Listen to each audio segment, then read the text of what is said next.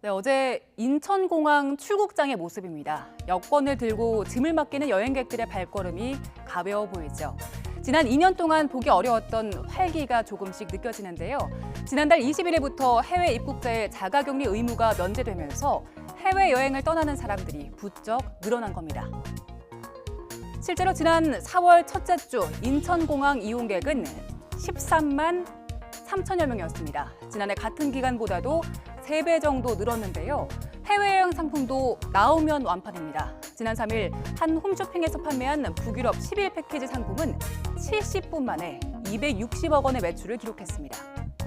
이처럼 해외 여행객이 늘고 있지만 세계적으로 코로나가 완전히 사라지진 않았죠. 그런 만큼 여행지별로 PCR 음성 기록 등 반드시 챙겨야 할 게 있습니다.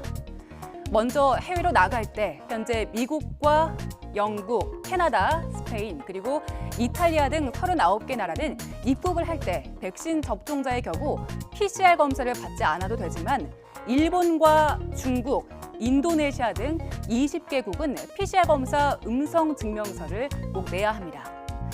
그리고 여행을 마치고 우리나라로 돌아올 때는 반드시 PCR 검사 증명서를 공항에 제출해야 합니다.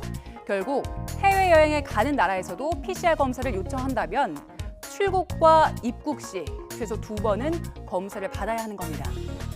그리고 검사 비용은 나라마다 차이가 있습니다. 인천공항에서 PCR 검사를 받으면 12만 원이 드는데 미국, 뉴욕의 존 F 케네디 공항에선 26만 원이 들고요.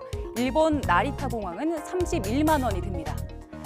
항공업계와 여행업계에선 PCR 검사를 완화하자고 주장합니다.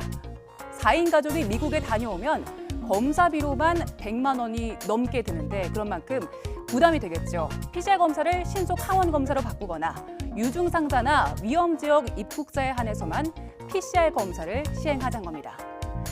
그리고 해외여행 중 코로나에 걸릴 가능성에 대비해서 여행자 보험도 꼭 준비하는 게 좋습니다. 코로나 특약에 가입을 하면 통원 치료비는 물론 입원 비용도 보상받을 수 있습니다. 다만 코로나 격리를 하면서 발생하는 숙박비와 식비 등은 모두 본인이 부담을 해야 합니다. 또 항공권 취소료, 추가 항공권 비용도 여행객이 모두 부담을 해야 하기 때문에 해외 여행지에서도 꼭 방역 수칙을 지키는 게 좋습니다.